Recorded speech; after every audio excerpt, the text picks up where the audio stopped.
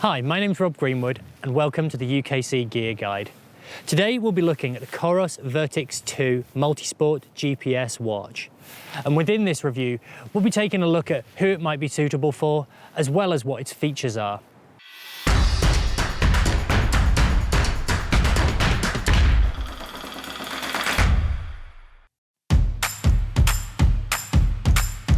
Coros have made quite a name for themselves in recent times through a series of high-profile signings. Eliud Kipchoge being one example, the world's first man to run a sub-2-hour marathon, as well as more recently Kilian Jornet and Emily Forsberg, two of the most legendary trail and ultra-distance runners in the world.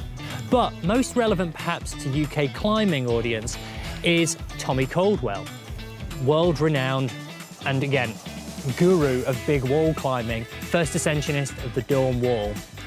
Now each of these athletes has a shared set of needs of what they might require from a watch such as this, but also quite specific needs. Road runners, trail runners, climbers, and also hill walkers actually have certain metrics that they might want more than the other. And that's where the Vertix 2 tries to provide a customizable interface. However, to help make more sense of this, what we'll do is we'll break it down into the climber's needs, the walker's needs, and the runner's needs. Because within each of those three different user groups, there's slightly different relevance depending on exactly what you're doing. And ultimately, that'll dictate whether or not the Vertix 2 is worth it for you. So from a climbing perspective, and I'll bring this back quite specifically to the UK here, we're not talking about Tommy Caldwell and big walls for the time being. We're just talking about bouldering, we're talking about sport climbing, and we're talking about trad climbing. I would say that the Vertix 2 probably doesn't have as much relevance to that audience, because where we are filming today, here at Froggatt, we don't need a GPS signal to get here. It's a relatively straightforward place to access. And when we do go climbing, we're climbing single pitches.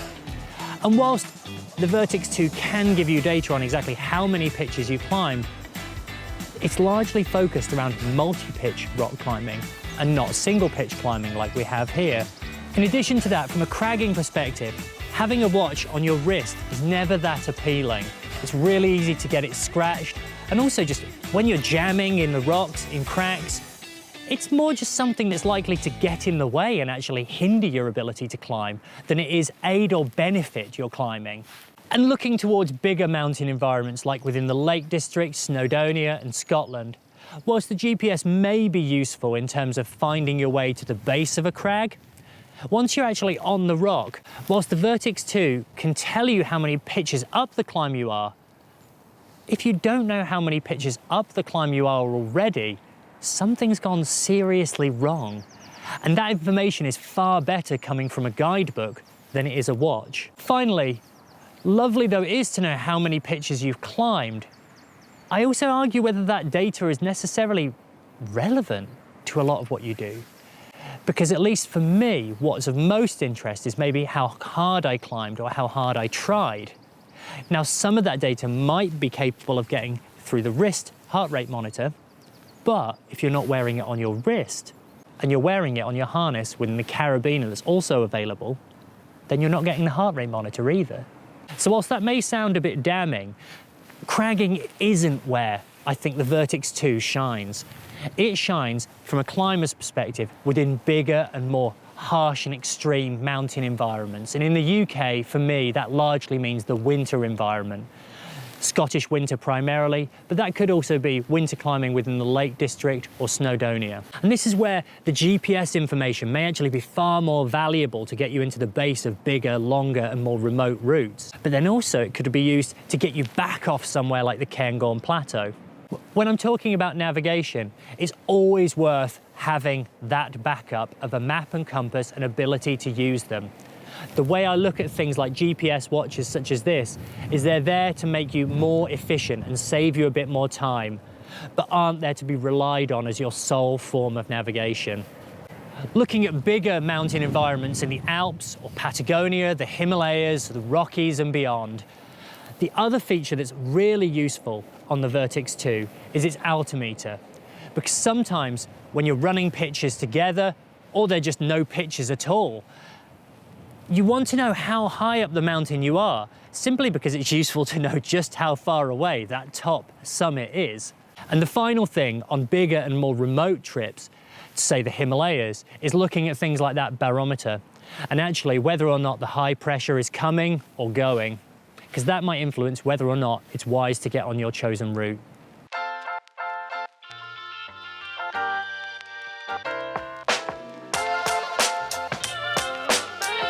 For runners, the Vertix 2 has a lot more relevance, particularly people looking at it from a performance perspective.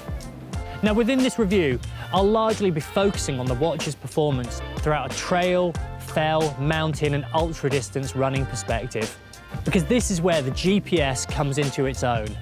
You can preset routes via the app, upload them onto the watch, and have them there with you throughout, aiding your navigation and making the running experience that little bit more efficient. Along the way, because of its customizable interface, you can get all the data and information you need, from pace through to elevation, through to a wide variety of differing metrics. And then once you're back, you can analyze all of that through the app. So from a walker's perspective, I'm going to be slightly stereotypical here, because I'm not sure that as many of the walkers I know are that interested on things like heart rate and performance as runners are. Where I see this as being of most interest from a walker's perspective is within that navigation ability. But in addition to that, things like the barometer and the altimeter will also be of massive benefit as a navigational tool, even if you're not using it as a GPS watch. So now we've run through who it's relevant for and who it's not, we'll move on to some of the key features.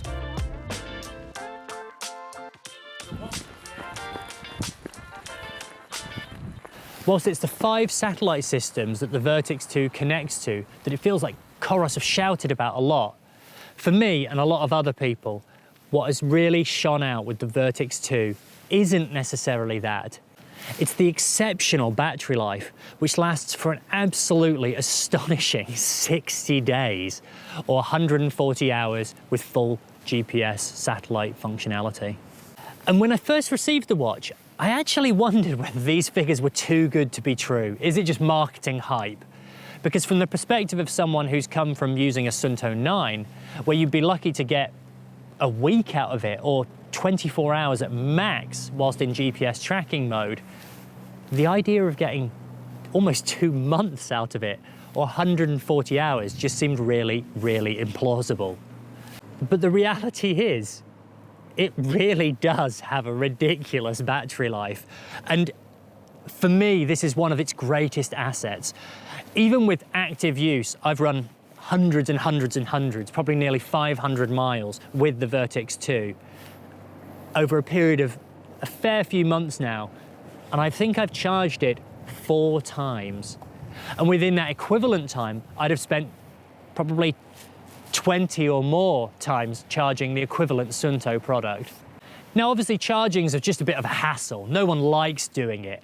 But actually, on a more practical level, there's some huge, huge benefits, particularly for multi-day users, be that if you're trekking or racing in particular, or if you're out climbing somewhere remote like the Himalayas, and actually, you just don't want to have to charge it. I'm down to do the Summer Spine later this year, and with the Vertix 2, I know I can just turn it on in Edale and turn it off when I, well, hopefully arrive in Kirkyeton. Whereas with my Suunto 9, I would have had to factor that charging in at every single checkpoint, in addition to all the other stuff that I'll need to be doing, and I really don't want to have to do any more. In short, the Vertix 2 really is unparalleled when it comes to battery.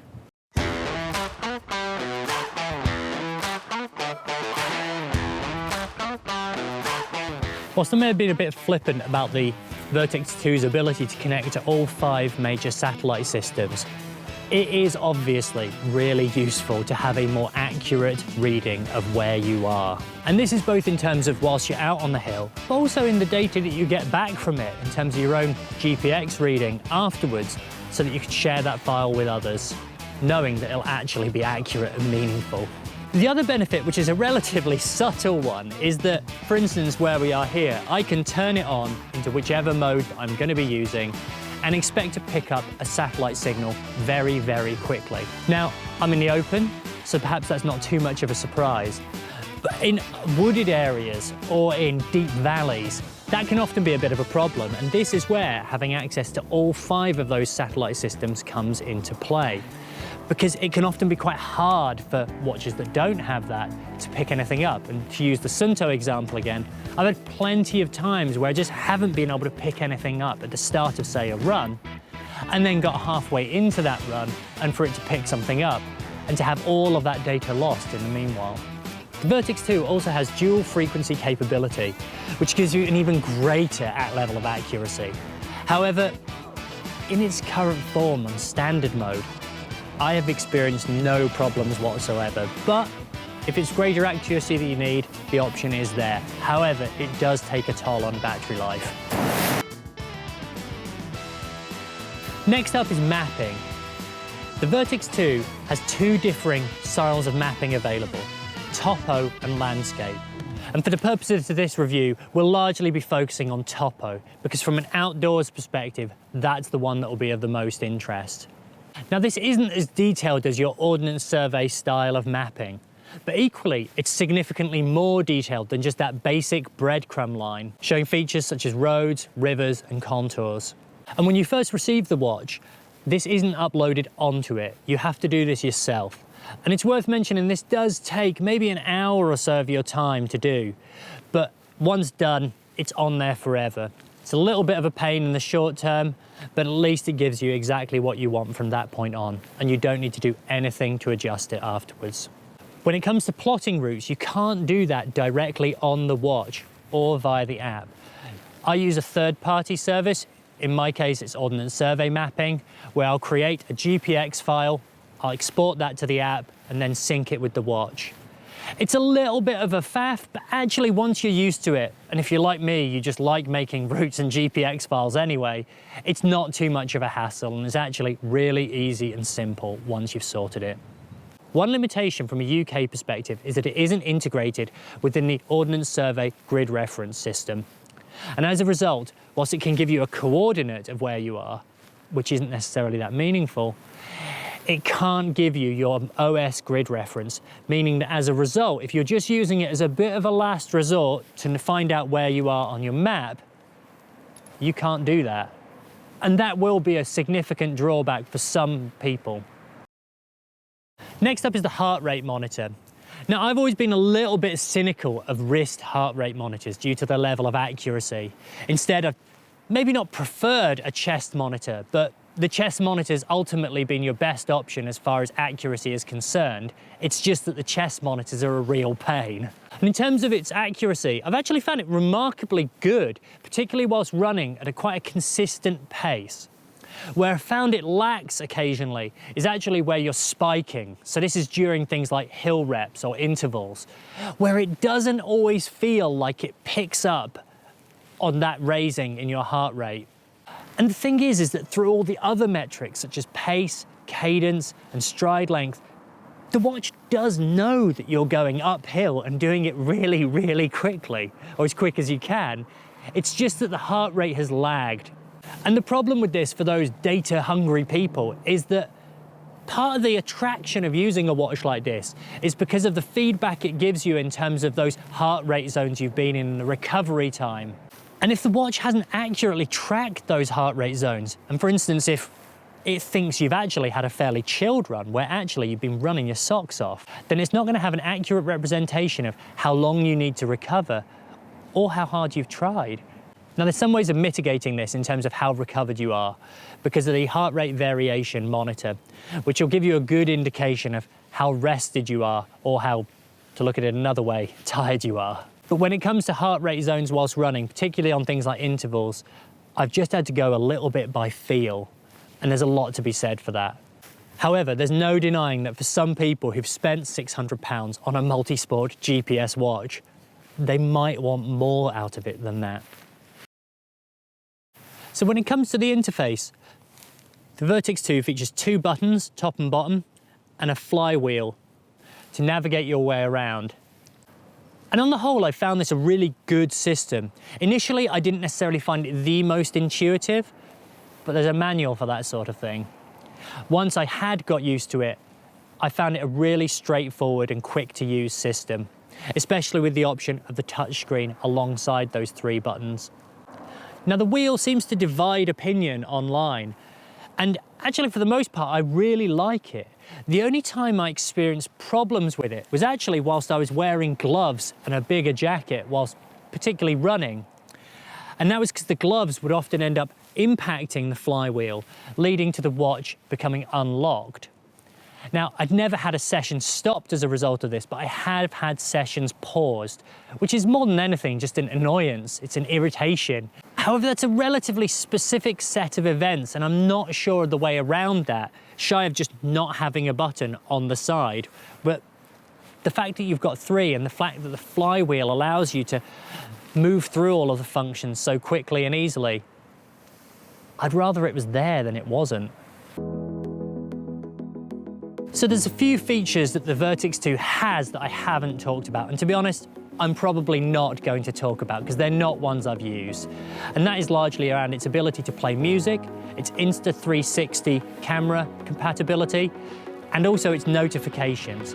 Because for me, when I'm out in the mountains or when I'm out in the hills, I tend not to want to listen to music, at least personally. And the last thing I could ever wish for is email notifications coming in through to my watch whilst I'm out and about. And whilst I haven't talked a great deal about the app that accompanies this, it's something that we've really liked and go into more detail within our review. There is a lot of data that you can get from this that will satisfy even the most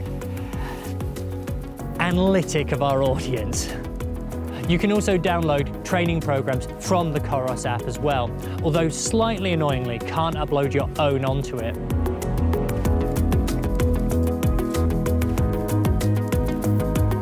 So the big question, is it worth its price tag of £600? And that's a really, really difficult question to answer. And as always, I'm going to say what I often say, which is it largely depends on you.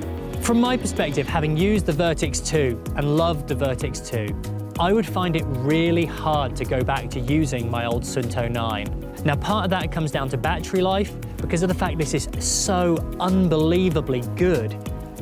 It'd be really difficult to let go of that and go back to having to charge something on a weekly as opposed to a monthly or even longer basis. When it comes to the GPS and the mapping, the fact that it is as accurate as it is, and the fact that there is actually mapping more than just that basic breadcrumb trail, does again make it that bit more appealing, especially when coupled with the fact that the battery life is as good as it is for multi-day use. And the heart rate monitor, whilst it does have its limitations, is largely accurate, and certainly the most accurate in a wristwatch I've tried. And the fact that the app's good, and the fact that there is a mountain of data to come back from it, rounds it all off for me. And £600 is a lot of money. It's a premium product, and there are cheaper alternatives out there that have less functionality. But I, for one, would find it really hard to let go of that. Now I've experienced it, I can't go back. It's really hard.